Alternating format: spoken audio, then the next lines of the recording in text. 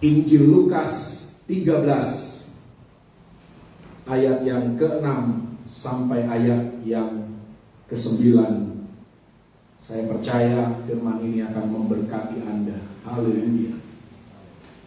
Perumpamaan tentang pohon ara yang tidak berbuah. Lalu Yesus mengatakan perumpamaan ini. Seorang mempunyai pohon ara yang tumbuh di kebun anggurnya, dan ia datang untuk mencari buah pada pohon itu, tetapi ia tidak menemukannya. Lalu ia berkata kepada pengurus kebun anggur itu, "Sudah 3 tahun aku datang mencari buah pada pohon ara ini, dan aku tidak menemukannya. Tebanglah pohon ini. Untuk apa ia hidup di tanah ini dengan percuma?" Jawab orang itu, "Tuan, biarkanlah dia tumbuh tahun ini lagi. Aku akan mencangkul tanah sekelilingnya dan memberi pupuk kepadanya. Mungkin tahun depan ia berbuah. Jika tidak, tebanglah dia." Jadi di sini jelas kalau kita lihat ayat yang ke-7, untuk apa ia hidup di tanah ini dengan percuma? Artinya Anda dan saya diselamatkan oleh Yesus Kristus bukan hanya untuk menghangatkan kursi gereja, bukan hanya untuk memenuhi kuota live streaming dari Facebook, tetapi Tuhan mengharapkan buah keselamatan daripada kehidupan kita. Haleluya. Ada beberapa aktor di dalam kisah ini. Yang pertama adalah si pemilik daripada kebun anggur tersebut, yang adalah Allah Bapa di surga. Dia yang menanam pohon itu. Siapakah pohon itu? Anda dan saya ditanam oleh Allah Bapa di dalam kebun anggurnya, di tanah, supaya kita menghasilkan buah. Buah ini banyak hal yang kita bisa rujuk. Buah ini bisa bicara tentang buah iman, atau kebesaran seseorang menjadi ternama, terpuji, dan terhormat. Ini juga buah, saudara. Anda memiliki kehidupan yang berdampak, dampak yang baik tentunya. Memiliki karakter yang merefleksikan cerminan daripada Roh Kudus dari Allah Bapa sendiri. Kebun anggur berbicara tentang orang-orang percaya. Dan kita sebagai orang percaya, kita sebagai pohon, kita tidak bisa memilih di tanah seperti apa kita ditanam. Tanah berbicara tentang kondisi dalam kehidupan kita, baik itu tantangan, ujian, masalah, kesakitan mungkin, kesukaran yang Tuhan izinkan, yang Tuhan bahkan taruh kita di sana, karena Tuhan tahu bahwa tanah seperti inilah yang akan memunculkan buah dari pohon kehidupan kita. Tentunya kalau kita bicara tanah, tidak ada tanah yang bersih. Semua tanah pasti kotor.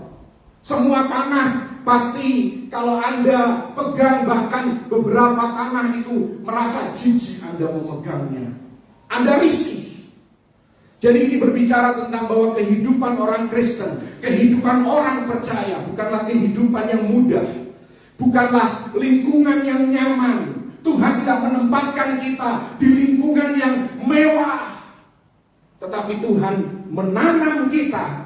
Dan karena kita ditanam, seringkali kehidupan kita terasa gelap, kita tidak jelas arah tujuan kita. Kenapa Tuhan mengizinkan badai ini? Kenapa Tuhan menaruh aku di dalam tanah yang gelap ini? Tetapi percayalah, kalau kita ada di mana kita berada, kita mengalami apa yang kita alami, Tuhan tahu apa yang dibutuhkan bagi Anda dan saya untuk bisa menghasilkan buah yang Dia kehendaki dari dalam hidup kita. Dan untuk menghasilkan buah itu tentunya diperlukan proses, diperlukan ujian. Masalahnya bukan pada tanah. Karena kalau Anda perhatikan kisah tadi, hanya satu pohon itu saja yang mandul. pohon yang lainnya menghasilkan dan tidak ada masalah. Jadi masalahnya bukan ada di tanah. Masalahnya adalah respon daripada pohon itu terhadap tanah di mana si pemilik menanam pohon itu. Kesukaran dan krisis tidak dapat menghentikan kehidupan Anda dan saya, kecuali kita sudah mulai terbiasa dengan sifat malas. Kita sudah mulai mengaminkan hal-hal yang tidak produktif terus kita lakukan di dalam kehidupan kita. Itulah yang membuat pohon itu mandul. Jadi bukan salah lingkungannya, bukan salah keadaan di sekitar kita, bukan salah orang yang menyakiti kita, bukan juga salah orang yang menjegal kita. Tetapi yang salah adalah seringkali respon kita terhadap tanah di mana Tuhan menanam dan menaruh kita. Dan yang menarik dari kisah ini adalah sang pemilik daripada kebun anggur itu datang secara berkala untuk memeriksa keadaan pohon itu. Tahukah Anda bahwa Tuhan mengawasi kehidupan Anda? Bukan mencari-cari kesalahan Anda, tetapi Dia mengawasi karena Dia kepingin Anda dan saya menghasilkan buah yang memuliakan nama Tuhan. Ketika sang pemilik datang untuk melakukan inspeksi, dia mengharapkan buah, dia mengharapkan return on investment. Setelah pohon itu melewati proses berbagai masalah, berbagai situasi dan kondisi yang membuat tidak nyaman keadaan pohon itu, tetapi demi kebaikannya, demi pertumbuhannya. Karena itu setelah sekian banyak diinvestasikan oleh sang pemilik, maka tidaklah sesuatu yang luar biasa kalau sang pemilik kepingin investasinya tidak sia-sia. Perhatikan bahwa ketika Bapa di surga datang pada kehidupan kita dan memeriksa kehidupan kita, Dia tidak menghendaki adanya keluh kesah dan sumut-sumut. Dia tidak mengharapkan pohon yang kering, pohon yang lemah, pohon yang kerdil, pohon yang abnormal, pohon yang hidup segan, mati tak mau. Orang Kristen yang cuma tinggal akarnya saja, tapi tidak ada buahnya, tidak kelihatan, berbeda dengan orang-orang dunia. Imannya lemah, kerohaniannya sudah jenuh karena merasa sudah penuh, sudah tidak perlu lagi dengar firman. Kasih mula-mulanya redup karena tidak ada lagi keinginan untuk melayani, untuk datang, bahkan datang on-site untuk ibadah. Rasanya aduh, kaki ini sudah berat sekali, saudara. Dan ingat, ini 3 tahun, saudara. Ini sudah memasuki tahun ketiga pandemi di Indonesia. Bulan Maret ini, tahun ketiga. Sudah lewat 2 tahun, tahun ketiga. Dan Yesus masih memberikan kesempatan 1 tahun lagi kepada Anda dan saya, yang selama ini mungkin sudah terbuai dengan kenyamanan, terbuai dengan kondisi, aduh ya aku gak perlu mandi, gak perlu sikat gigi, tidak perlu ganti baju, bahkan tidak perlu turun dari ranjang untuk bisa ikut ibadah. Yesus katakan 1 tahun lagi, kalau dia tidak berbuah, tebang saja. Jadi Tuhan mengharapkan buah dari investasinya. Dan buah inilah yang menunjukkan satu-satunya tanda fisik bahwa Anda dan saya adalah orang yang diselamatkan, adalah ketika kita menghasilkan buah yang dikehendaki oleh sang pemilik kebun anggur itu. Tuhan mengharapkan kita bertumbuh subur di mana Dia menanam kita, berbuah lebat, berkelimpahan, punya karakter yang semakin hari dari waktu ke waktu semakin merefleksikan karakter ilahi, yaitu buah-buah Roh Kudus. Jangan sampai sudah 3 tahun di dalam kisah itu berbicara sejak Yohanes Pembaptis keluar dan menyatakan kerajaan surga, kerajaan Allah sudah datang. 3 tahun kemudian perumpamaan ini muncul, dan sampai Yesus pun sudah melayani, belum ada buah dari orang-orang Israel, dari orang-orang Yahudi, karena Yesus pertama-tama datang kepada orang Yahudi. Dia tidak mendapati buah setelah 3 tahun pelayanan. Jangan sampai setelah 3 tahun mengikut Tuhan, memasuki tahun ketiga, masa pandemi, masa krisis, kehidupan kita tidak mengalami pertumbuhan, justru mengalami degradasi. Pernikahan kita juga tidak tambah harmonis. Keluarga kita bukannya makin rukun, makin akur, tapi makin berantakan, makin pecah belah. Entah kemana. Karakter kita tidak lebih baik. Bagaimana dengan 9 buah roh yang ada dalam Galatia 5 ayat 22 sampai 23? Apakah semuanya bertumbuh di dalam kehidupan kita? Kasih, sukacita, damai sejahtera, sampai pada kelemah lembutan dan penguasaan diri.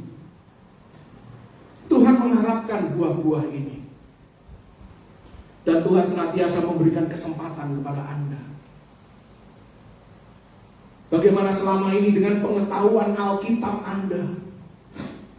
Pengetahuan Anda tentang kebenaran firman Tuhan. Dikatakan dalam Ibrani, kita seharusnya sudah dewasa, sudah tidak perlu lagi bicara tentang asas-asas dasar kekristenan. Sekalipun itu semua penting, tapi kita sudah harus beranjak dewasa. Bahkan dikatakan di sana seharusnya engkau sudah level pengajar,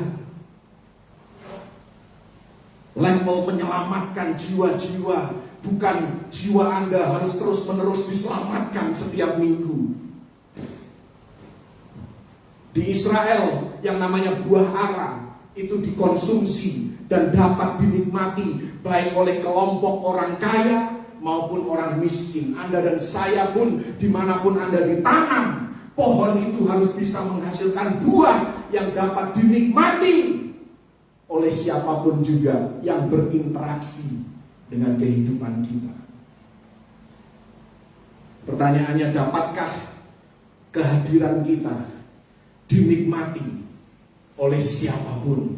Atau ketika kita hadir, orang justru, oh dia sudah datang, aku pergi dulu ya. Ada yang salah, saudara. Musuh kita maunya kita pasrah pada keadaan. Tapi Tuhan katakan, tanah di mana aku menanam engkau bukanlah untuk menghancurkan engkau. Karena semua orang mengalami masalah yang sama. Semua orang mengalami krisis yang sama. Semua orang, baik orang percaya maupun orang dunia, mereka mengalami tantangan yang sama. Tapi kenapa mereka bisa berbuah? Kenapa pohon kehidupan mereka segar dan subur? Hal buruk yang mereka alami justru membuat pohon itu tidak layu, melainkan semakin kuat, semakin kokoh, semakin tahan menderita, semakin panjang sabar, karakternya semakin terbentuk, makin setia, makin lemah lembut, makin bisa menguasai diri. Bagaimana dengan kita? Kita ingin segala sesuatu mudah. Kita semua kepengen bahagia, diberkati, kehidupan melimpah, keinginannya semuanya dituruti. Tetapi saya mau katakan, kita harus memahami satu hal. Untuk menghasilkan pohon yang baik, pohon yang produktif, diperlukan perjuangan. Tidak salah Anda kepengen bahagia, tidak salah Anda kepengen diberkati, tidak salah Anda kepengen kehidupan yang berkelimpahan. Sudahkah Anda melakukan bagian Anda? Atau Anda hanya seperti khotbah saya minggu lalu, Anda cuma teriak-teriak sama Yesus dan minta Yesus membereskan semua masalahmu. Oh iya, memang kita harus datang kepada Yesus. Tapi di tengah badai kehidupan, Tuhan juga mengharapkan Anda dan saya melakukan sesuatu. Dan ketika kita sudah berjuang melakukan sesuatu, maka Tuhan akan turun tangan melakukan bagian yang tidak bisa kita lakukan. Bukankah itu yang terjadi pada saat para murid mengalami badai? Mereka sudah mendayung dengan susah payah, tidak mengalami kemajuan. Pada saat itulah Yesus berjalan di atas air untuk nyamperin mereka. Supaya pohon bisa menjulang tinggi dan berbuah banyak, harus dimulai dengan dasar dan akar yang kuat. Anda yang di bidang pertanian yang suka nanam, pasti Anda mengerti prinsip ini. Ayat yang ke-7 tadi dikatakan sudah 3 tahun tebanglah pohon ini. Barangkali Anda sudah siap menyerah. Aku sudah berusaha, tapi mimpiku rasanya tidak mungkin lagi tercapai. Sirnalah harapanku untuk menikmati kehidupan yang Tuhan kehendaki bagiku. Apapun yang aku lakukan seolah-olah percuma dan sia-sia, karena hidupku tetap begini-begini saja. Sepertinya tidak ada kemajuan. Dan musuh mulai berbisik pada kita, sudah menyerah saja, sudah settle down saja. Settle down itu artinya puaslah dengan keadaanmu sekarang. Udahlah, gak usah punya mimpi yang terlalu besar. Apa yang firman Tuhan katakan itu, ya itu cuma sekedar tulisan tangan manusia. Oh no, kalau Tuhan tulis di dalam Alkitab, Dia bergerak ke arah untuk menggenapi janji itu di dalam kehidupan Anda dan saya. Pertanyaannya, mau gak kita dituntun dan dipimpin berjalan bersama dengan Dia? Karena prosesnya tidak mudah. Puji Tuhan, muncul yang namanya pengurus kebun anggur. Bahasa Inggrisnya dikatakan he is the dresser of the vineyard. Dalam ayat yang ke-8 dia katakan, tunggu dulu Bapak, jangan tebang dulu pohon ini. Sekalipun dia mandul, sekalipun dia abnormal, sekalipun sekarang dia masih kerdil, tunggu dulu. Anda tahu siapa pengurus kebun anggur itu? Namanya Yesus. Dialah yang berdiri antara Bapa yang lagi marah dengan Anda dan saya yang mandul. Dialah yang berdiri di tengah-tengah sebagai pembela. Dia yang membela kehidupan Anda dan saya. Dia yang menanggung segala kemandulan, segala kutuk, segala hal yang tidak baik yang membuat pohon ini tidak bisa bertumbuh. Dia menjadi pengantara bagi Anda dan saya. Dan Yesus katakan kepada Bapa di surga, biarkanlah dia, biarkanlah pohon ini, kasih kesempatan 1 tahun lagi. Anda besok baca ayat ini, tetap kata-katanya tidak berubah. Kasih waktu, kasih kesempatan 1 tahun ini lagi. God is the God of second chance. Tuhan selalu memberikan kesempatan selama Anda dan saya masih hidup dan bernafas. Masih ada kesempatan untuk menjadi pribadi yang lebih baik. Ada rencana Tuhan yang lebih besar yang Tuhan ingin lakukan, ingin genapi di dalam kehidupan Anda. Karena itu jangan sia-siakan proses, jangan sia-siakan tanah di mana Tuhan menanam kita. Haleluya. Yesus menjadi penengah antara pohon yang hendak ditebang itu dengan Allah Bapa. Dan dia katakan, Bapa, kasih aku kesempatan untuk bisa memulihkan keadaan pohon ini. Dan kalau Anda mendengar khotbah ini, artinya Tuhan Yesus masih memberikan kesempatan kepada Anda untuk berbuah lebih lagi, untuk berubah lebih lagi. Yesus masih percaya bahwa Anda dan saya bisa berbuah lebih lagi. kehidupan kita bisa berdampak lebih luas lagi. Haleluya. Tapi sekali lagi semua ini membutuhkan sesuatu dari hidup kita, membutuhkan pengorbanan dari hidup kita. Makanya dikatakan di ayat yang ke-7, Tuhan tidak mau kita hidup di tanah ini dengan percuma. Dia hendak melakukan sesuatu. Tapi Anda tidak bisa terus-menerus puas dengan status quo, dengan keadaan. Ya sudah cukup, aku sudah cukup rohani, aku sudah cukup tahu firman Tuhan. Ya aku gak perlu lagi dengar khotbah, aku sudah cukup melayani. Oh sudahlah, giliran yang lain lah yang melayani. Aku kasih kesempatan buat mereka. Oh ngomongnya rohani sekali, padahal aslinya mungkin malas dia. Malas, makanya dia bilang kasih kesempatan lah buat yang lain untuk melayani. Oh no, dalam satu organisasi seperti ini semakin banyak yang terlibat semakin baik, semakin sehat organisasi itu. Amin. Dan Anda tidak perlu ya setiap hari, setiap malam cuma melihat Pak Sami, melihat Pak Carter, melihat Ibu Dora setiap malam selama 2 tahun lebih sekarang sudah. Artinya kita kurang terlibat, kita kurang mengambil bagian kita. Puji Tuhan, ya WL sekarang sudah bervariasi, ya kan? Ada Ibu Ratu, ada Ibu Jane, ya kan? Yang memimpin pujian, ada singer Ruth yang suka membantu. Ya, jadi semakin banyak yang terlibat, semakin sehat organisasi itu, saudara. Dan itulah yang Tuhan mau. Anda bisa mengalami terobosan lebih lagi. Amin.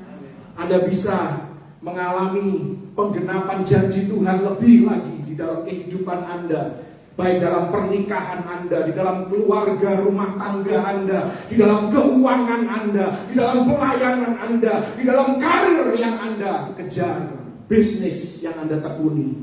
Bahkan Anda bisa mengalami kelepasan dari ikatan dosa, kelepasan dari egoisme, mementingkan diri sendiri. Anda bisa lepas. Dan Yesus katakan kepada Bapa, beri 1 tahun lagi. Karena inilah tahun pertumbuhan, inilah tahun keberbuahan, inilah tahun kemenangan, inilah tahun kita hidup sebagai kepala dan bukan ekor. Haleluya. Bahkan di tanah seperti ini, saudara. Anda tahu tanah yang dimana kita ditanam saat ini, tanah yang penuh dengan pandemi, ya kan, krisis, perpecahan di mana-mana, kriminalitas yang semakin meningkat, bahkan perang yang semakin intens. Yesus berkata, tahun ini pun di tengah krisis, di tengah keadaan yang semakin tidak menentu, bisa menjadi tahun terobosan bagi Anda dan saya. Bukan karena kuat dan gagah kita, tetapi kita punya pengurus kebun anggur namanya Yesus. Karena itu jangan menyerah. Jangan menyerah. Kalau hari ini Anda merasa aku belum berbuat banyak bagi Tuhan, jangan menyerah. Kalau hari ini Anda sudah merasa jenuh, Anda sudah merasa bosan melayani Tuhan, jangan menyerah. Haleluya. Ada 2 hal yang dikatakan oleh Yesus. 2 hal akan terjadi kalau memang Anda memutuskan hari ini, aku masih akan memberikan kesempatan buat pengurus kebun anggur untuk membuat hidupku lebih berbuah lagi, lebih subur lagi demi kemuliaan nama Tuhan. Ada 2 hal yang dia katakan dia akan lakukan dalam kehidupan Anda. Yang pertama dikatakan di ayat yang ke-8 dari Lukas 13 bahwa aku akan mencangkul tanah di sekelilingnya. Bisa dikatakan aku akan mencangkul tanah sekelilingnya. Itu hal pertama. Kalau Anda kepengen berbuah-buah, Anda kepengen membuahkan hasil seperti yang dikehendaki oleh Tuhan, menjadi pribadi seperti yang dimaui oleh Tuhan, Yesus katakan aku akan mencangkul tanah sekelilingnya. Kenapa seringkali kita mandul? Kenapa seringkali kita mengalami stagnasi di dalam kerohanian kita? Karena kita sombong. Karena kita keras hati.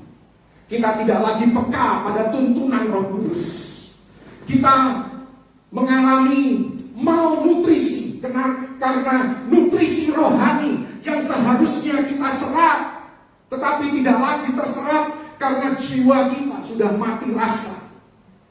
Jiwa kita cuma mendengar suara keegoisan kita, suara hawa nafsu kedagingan kita. Jiwa kita sudah penuh dengan hal-hal lain, dengan kesibukan lain, dengan ketakutan, dengan kekhawatiran. Karena itu nutrisi rohani yang seharusnya Anda serap, yang seharusnya membuat pohon kehidupan Anda bisa bertumbuh dan berbuah, akhirnya apa? Tidak berfungsi dengan baik. Karena terhimpit oleh gulma, terhimpit oleh semak, terhimpit oleh parasit. Saya ada di bidang kelapa sawit, makanya saya tahu kalau sebuah pohon tidak sehat, Anda tinggal lihat di sekitarnya. Biasanya di bawah pohon itu pasti kotor.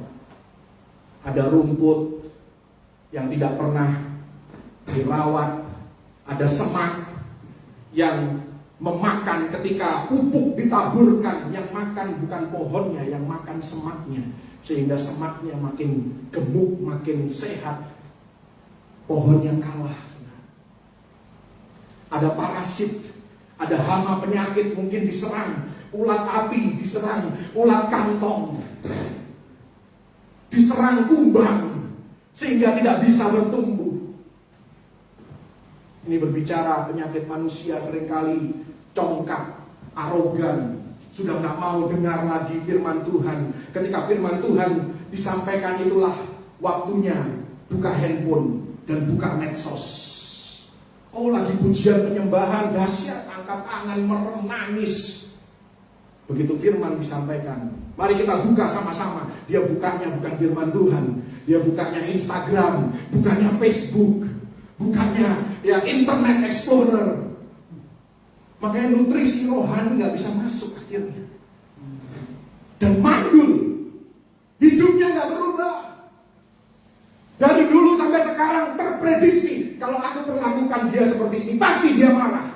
Nggak berubah. Dari 10 tahun, 20 tahun yang lalu digituin ya marah. Artinya Anda tidak bertumbuh.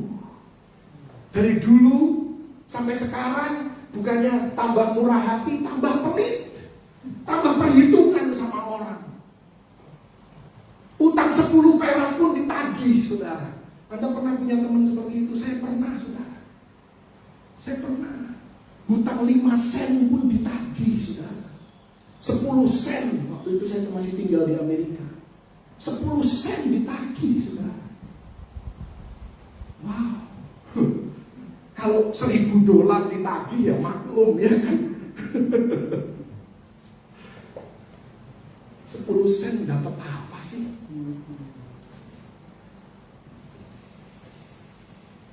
Maka Yesus, kalau Anda masih memberikan kesempatan Tuhan, aku masih mau berubah. Karena aku tahu kau punya rencana yang lebih besar, lebih indah dari apa yang bisa aku bayangkan. Maka Yesus akan mulai mencangkul tanah di sekitar pohon kehidupan kita. Apa yang terjadi ketika Yesus mulai mencangkul? Kapan Anda tahu bahwa Yesus mulai mencangkul tanah di sekitar kehidupan Anda? Ketika situasi dan kondisi membuat Anda bingung, membuat Anda kalut. Ketika terjadi hal yang di luar harapan Anda, di luar yang Anda inginkan, tiba-tiba terjadi sesuatu. Itu Tuhan sedang mencangkul.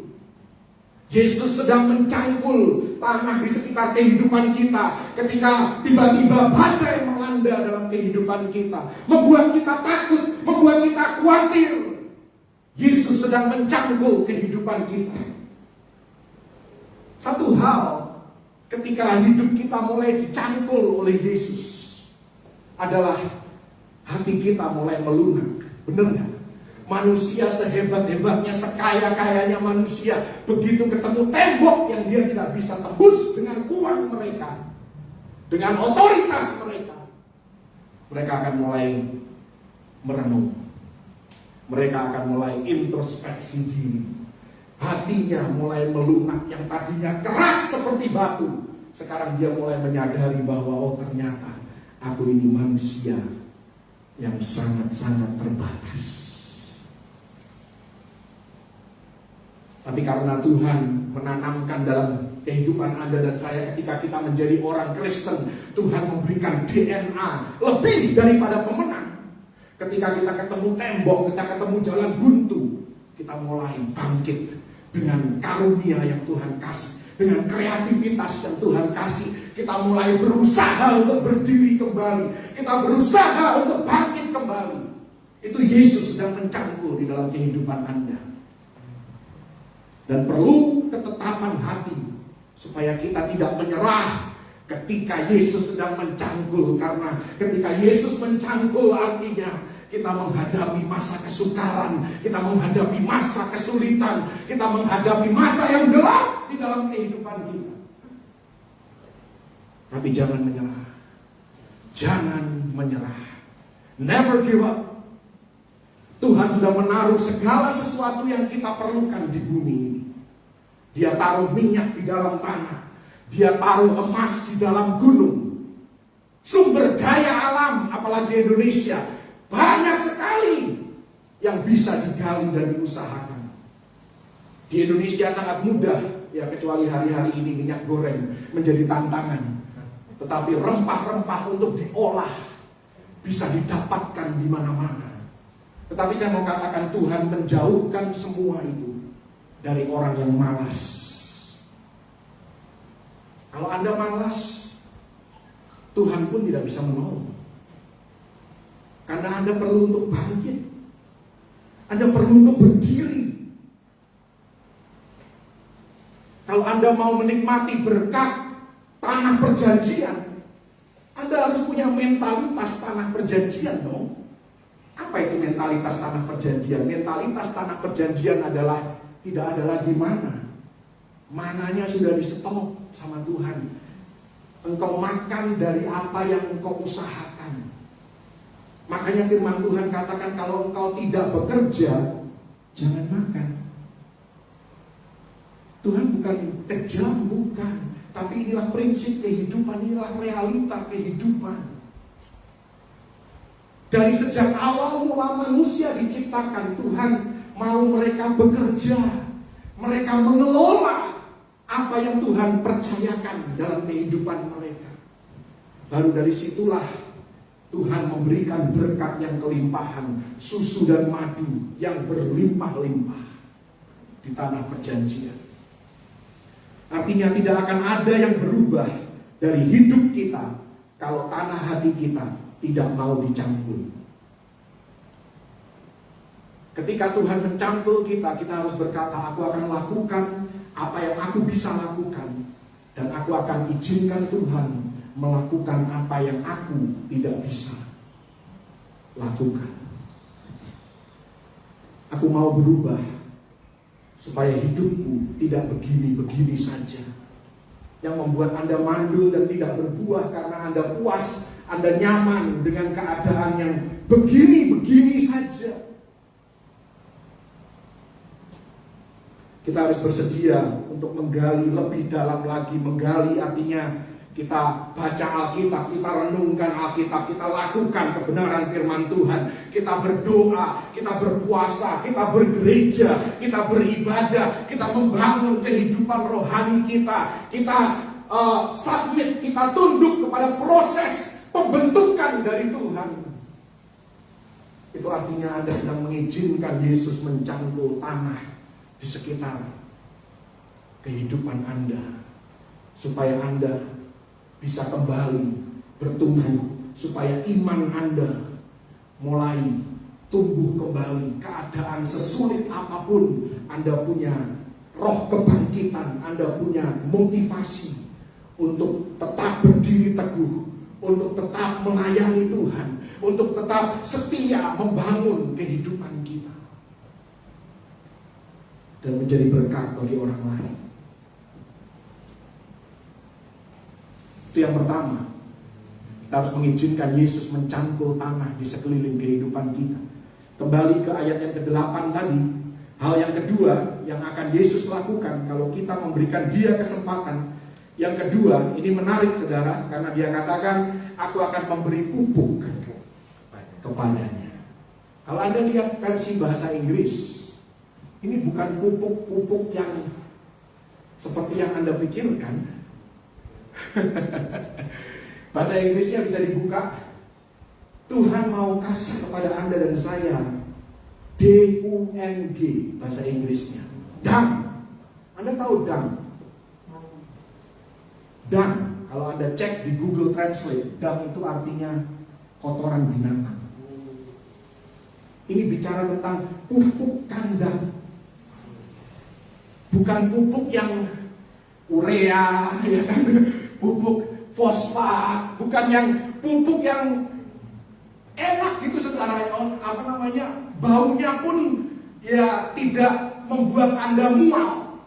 Ini bicara tentang aku akan memupuk hidupmu. Tuhan akan taburi hidupmu dengan kotoran binatang, sebagai pupuk. Supaya Anda berbuah, Anda perlu kotoran binatang dalam kehidupan Anda. Haleluya.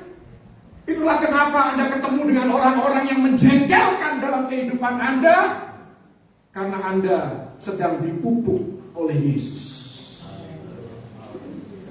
Anda ketemu dengan keadaan yang membuat Anda jengkel, membuat Anda kepahitan, karena Anda sedang ditaburi kotoran binatang oleh Tuhan supaya Anda berbuah. Tidak ada cara lain. Anda mungkin menantikan berita yang baik. Ini berita baik, saudara. Haleluya.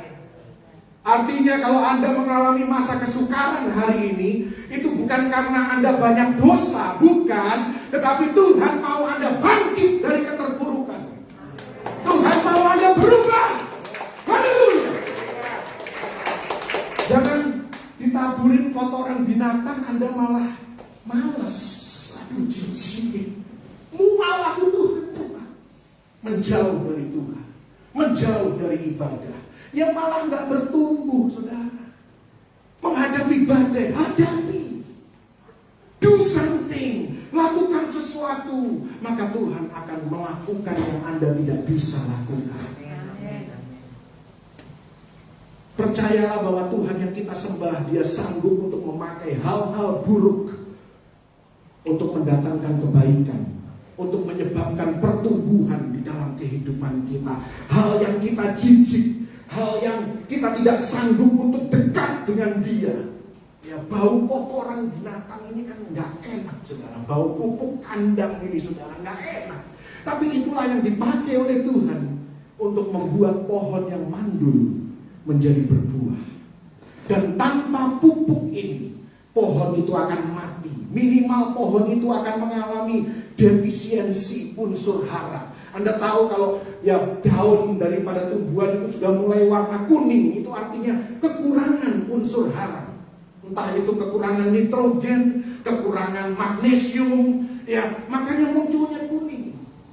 Kenapa kita mandul? Karena kita mengalami defisiensi. Ketika mengalami badai kehidupan, kita memilih untuk kepahitan. Ketika disakiti oleh orang, kita memilih untuk menyimpan kebencian. Dan kita kepengen membalas orang itu. Itulah yang membuat kita mandul. Yang Tuhan mau ketika kita dilempari kotoran binatang, jadikan itu pupuk untuk membuat kita bertumbuh. Haleluya. Jadi kalau Anda ketemu orang yang menjengkelkan hidup Anda, bilang sama dia, terima kasih. Terima kasihnya jangan sambil ketawa-ketawa. Terima kasih.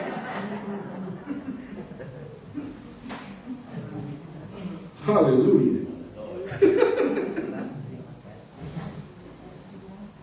Tanpa pupuk pohon mati.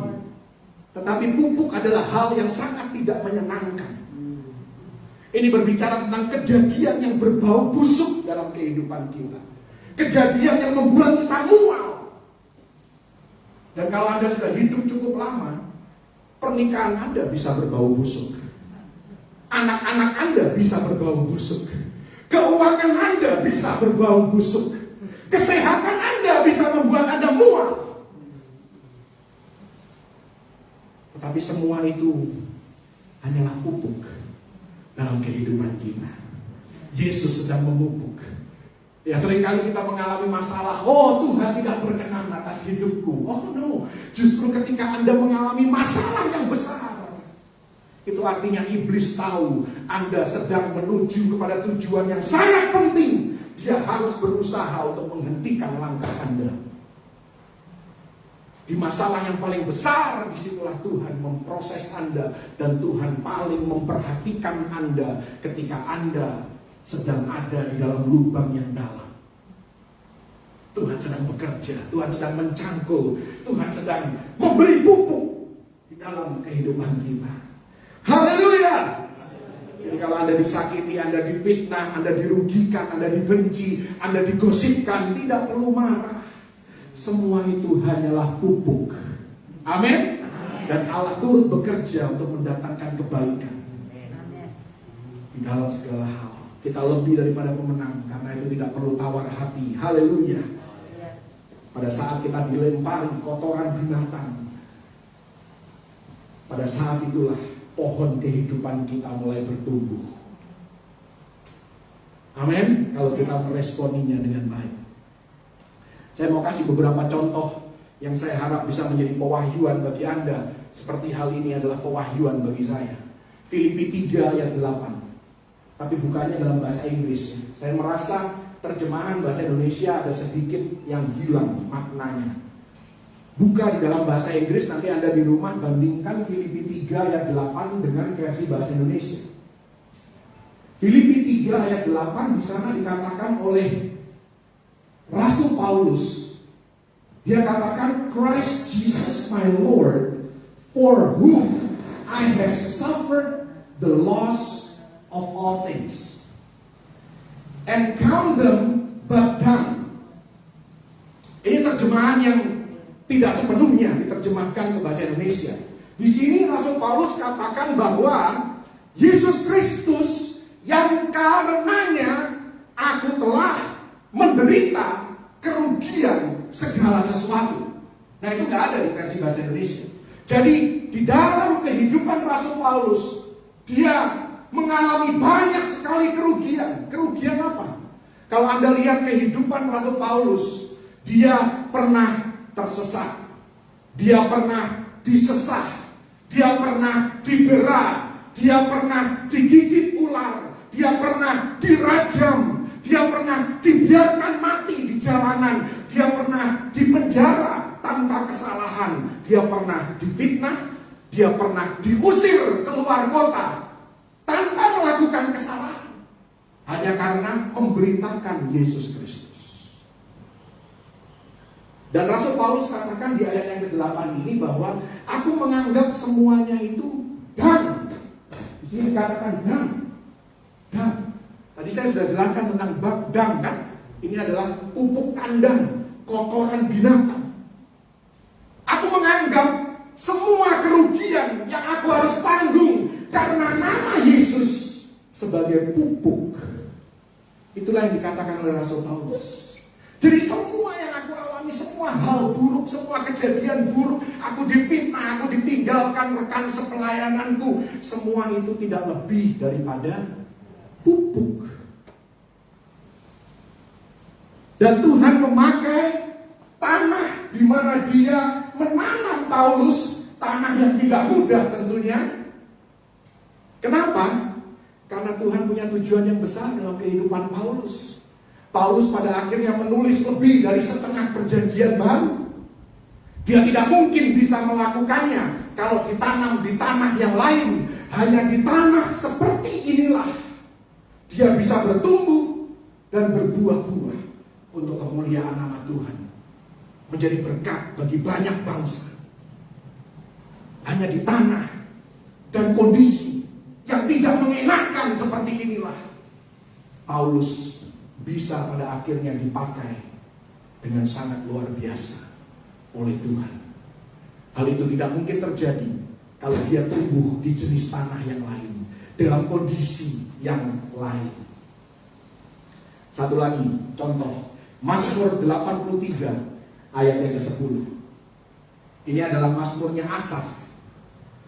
Dia terhimpit hidupnya oleh para musuh. Dia tidak terima bahwa Tuhan yang dia sembah itu dilecehkan oleh para musuhnya. Tapi dia menulis dalam Mazmur 83 ayat yang ke-10, dia katakan bahwa musuh-musuhnya hanyalah pupuk.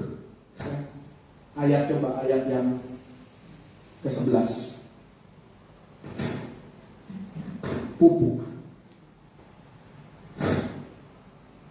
Musuh-musuh yang diperhadapkan kepada pemazmur, dia diberikan pewahyuan oleh Tuhan bahwa mereka semua ini cuman pupuk. Pupuk yang akan Tuhan pakai untuk membangun dan membuat pohon kehidupan pemazmur bertumbuh. Hal-hal yang direka-rekakan untuk kehancuran Anda ternyata tidak lebih dari pupuk. Orang-orang yang Tuhan izinkan untuk merusak reputasi Anda, untuk merugikan Anda, mereka tidak lebih dari sekedar pupuk.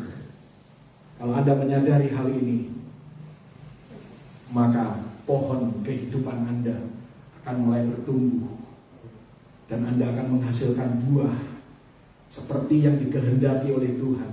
Anda menjadi pribadi dengan karakter yang memuliakan nama Tuhan. Buah-buah roh itu akan semakin matang, semakin dewasa di dalam kehidupan Anda. Dan semakin terlihat nyata kemuliaan Yesus Kristus melalui kehidupan Anda. Itulah yang membedakan Anda dengan orang dunia. Orang dunia ketika dilempar kotoran, dia akan lempar balik lebih banyak kotoran. Anda dan saya ketika dilempar kotoran, Anda harus terima kasih Tuhan untuk pupuk yang Engkau sudah aplikasikan di dalam kehidupanku sehingga aku bisa bertumbuh. Tuhan bekerja di tengah lingkungan yang berbau busuk. Haleluya. Dan jangan sok kudus, jangan sok rohani. Anda dan saya ini kehidupannya banyak busuknya, saudara. Mohon maaf. Sekalipun kita orang percaya banyak busuknya kehidupan kita, tapi di tengah kebusukan hidup kita itulah Yesus berkata kepada Allah Bapa, Bapa, jangan tebang pohon ini. Kasih kesempatan, aku yang akan mengurus, aku yang akan mencangkul tanah dalam hidupnya, dan aku yang akan memberi pupuk dalam hidupnya, supaya dia berbuah. Semua yang Tuhan izinkan, hal-hal yang tidak enak di dalam kehidupan Anda, Tuhan hanya mau Anda bertumbuh menjadi semakin serupa dengan gambaran Kristus. Amin. Tuhan Yesus memberkati.